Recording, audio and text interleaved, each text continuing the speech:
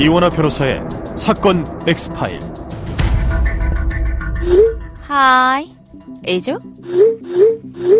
일단 이거 맛보기 사진 몇 장인데 기대해. 이거 풀리면 진짜 재밌을걸? 지난해 6월이었죠. SNS에 축구선수 황의조 씨의 성관계 영상이 공개되며 논란이 일었습니다.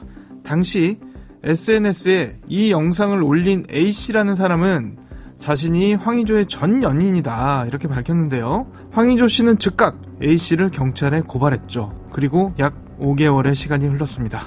축구 국가대표 황의조 선수의 사생활 영상을 유포하고 협박한 혐의로 구속된 여성이 황 씨의 전 연인이 아닌 친형수로 확인됐습니다. 검찰에 송치된 친형수는 친형과 함께 황 씨의 해외 출장 등에 동행하며 사실상 매니저 역할을 해왔던 것으로 알려졌습니다.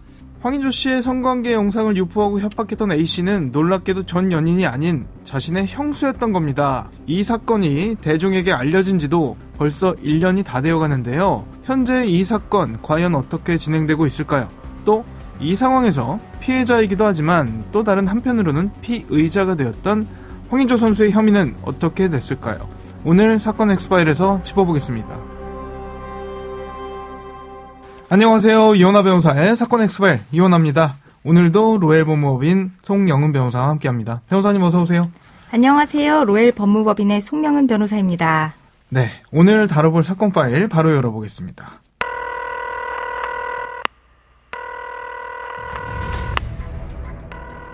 사건은 보이는 것보다 가까이 있다. 이원화 변호사의 사건 X파일. 황의조, 그는 피해자인가 피의자인가? 이게 벌써 1년 전 일이군요. 처음에 이 사건이 알려졌던 거는 황의조 씨의 전 여자친구라는 사람이 황의조 씨 사생활이 담긴 영상을 SNS에 유포하면서 알려지지 않았습니까? 네, 그렇습니다. 작년 이맘때쯤 황의조 씨와 만남을 가졌다고 주장하는 인물 A씨가 황 씨는 여자들과 애인 관계인 것처럼 행동하며 잠자리를 가진 후에 해외에 복귀해야 된다는 이유로 관계 정립을 피하고 가스라이팅을 했고 핸드폰에서 사진과 영상을 찾았다며 이 중 일부를 SNS에 유포했습니다. 황의조 씨는 당연히 바로 이 A라는 여성을 경찰에 고발을 했죠. 고소했죠? 네, 맞습니다. 황의조 씨는 휴대폰을 도난당했고 그 이후에 영상 등으로 협박을 당하고 있다면서 정보통신망법 위반 및 협박죄 등으로 A씨 상대로 고소장을 제출했습니다. 예전에 연예인들이 휴대폰 도난당해가지고 개인정보 유출됐던 사건들도 생각이 나고요. 네. 그런데 놀라운 거는 전 여자친구라는 협박범이 알고 보니까 황의조 씨의 형수, 그러니까 형의 아내였던 거죠.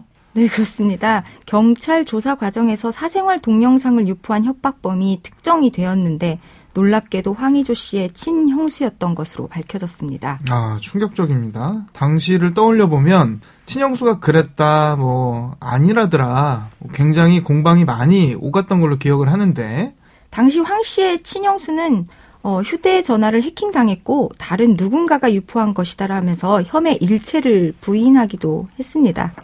휴대폰 해킹이라는 게 사실 쉽지 않죠. 황의조 씨가 이 A라는 사람을 처음에 경찰에 고소했잖아요. 형수가 A씨란 거는 상상도 못한 채로, 그러니까 자기가 자기 가족을 고소한다는 거는 생각을 못하고 고소했던 것 같아요. 그런 것 같습니다. 경찰 수사 과정에서 A씨는 구속이 결정되기도 했었는데 이 사건이 황의조 씨의 고소로 시작된 것임에도 불구하고 황의조 씨는 처벌을 원하지 않는다라는 의사를 밝혔거든요. 이러한 사정으로 봤을 때 범인이 형수인 것이라고는 상상하지 못했던 것 같습니다. 당황스러웠을 것 같기는 해요. 왜냐면 어쨌든 자기 형의 형수고 가족이고 고소를 하고 나서 배신감도 들었겠지만 나중에 알고 보니 형수라는 걸 알게 됐다면은 처벌을 해달라 이런 의사표시를 하는 것도 좀 난감했을 것 같고요. 그래도 결국에는 재판에 넘겨졌죠. 네, 결국 황의조 씨의 형수는 재판에 넘겨졌고 혐의로는 황의조 씨가 불법 촬영한 동영상을 온라인 공간에 유포하고 협박한 혐의뿐만 아니라 해당 영상 속 피해 여성에게까지 이게 당신이냐, 영어로 협박한 혐의까지 포함되었었습니다. 이 카메라 등 촬영죄 또는 이제 유포죄에 해당하는데 피해자가 처벌을 원하지 않는다는 의사표시를 한다고 하더라도 재판을 받게 돼 있어요. 그래서 아마 재판에 넘어간 걸로 보이고요. 여기서 또 황당한 게 하나 나오죠. 그동안 계속해서 본인이 그런 거 아니다, 해킹당했다, 형수가 발뺌해왔잖아요. 그런데 1심 재판이 치러지는 가운데 갑자기 돌연 자백하고 반성문까지 제출하지 않았습니까? 네, 형수는 수사 과정에서 계속 발뺌을 하다가 재판 진행 중에 돌연 혐의를 인정한다면서 반성문을 제출했습니다.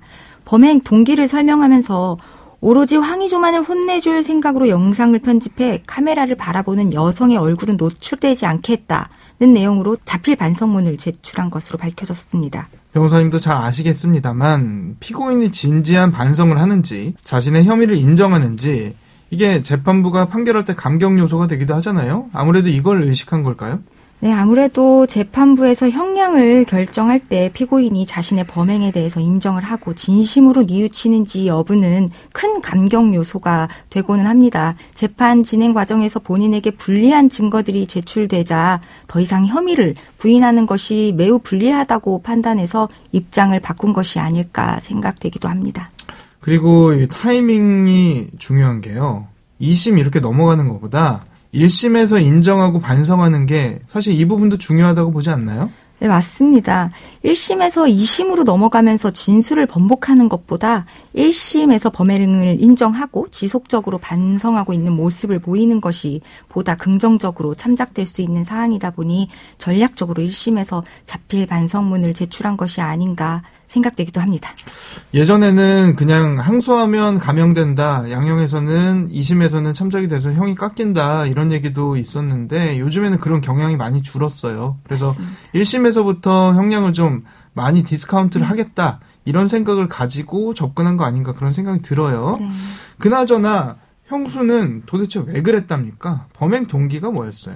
웬 동기는 그 5년 동안 황의조 씨의 성공을 위해서 해외에서 같이 체류하며 뒷바라지에 전념했다고 합니다.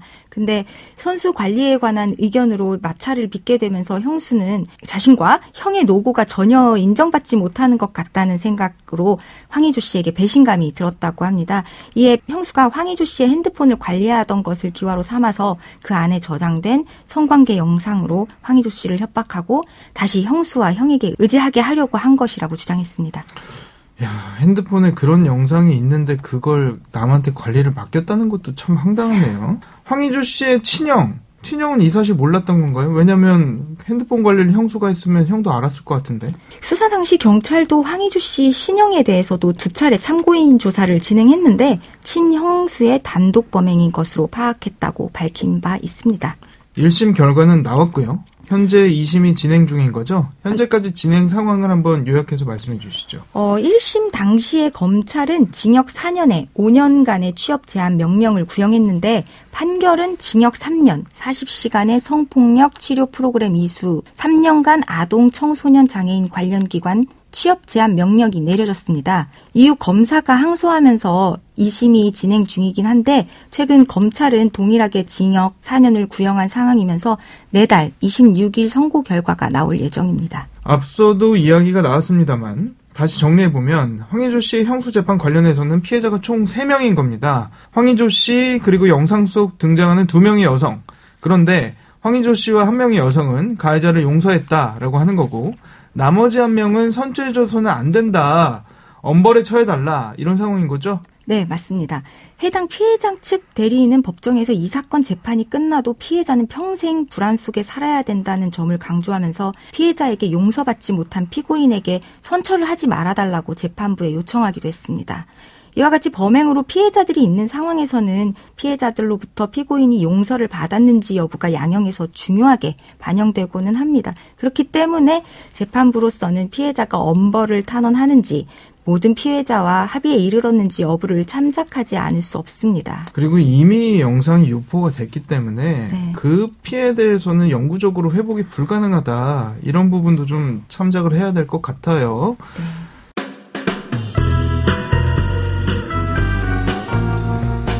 변호사의 눈으로 범죄의 재구성. 이원화 변호사의 사건 X파일.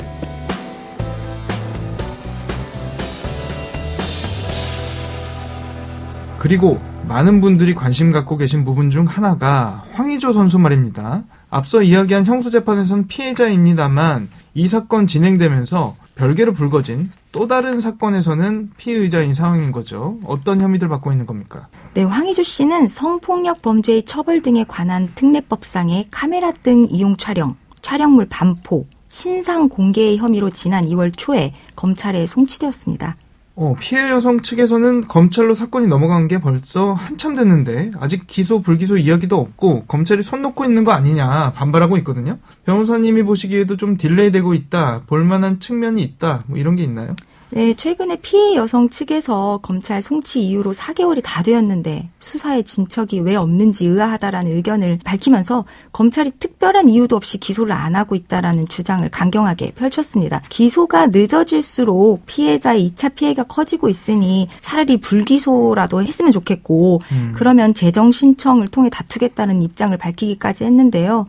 관련해서 황희조 씨 측에서는 검찰 송치 직전에 브로커에게 정보가 유출된 것으로 의심된다면서 수사관 기피 신청을 했었기 때문에 추측으로는 이 부분 사실관계를 확인하느라고 시일이 걸리는 것이 아닌가 싶기도 합니다. 관건은 황희조 선수가 법적으로 처벌받을 가능성이 있는가 이 부분인 것 같은데 명예훼손부터 특가법까지 다양한 법적 해석들 나오는 것 같던데 변호사님 보시기에는 어떻습니까?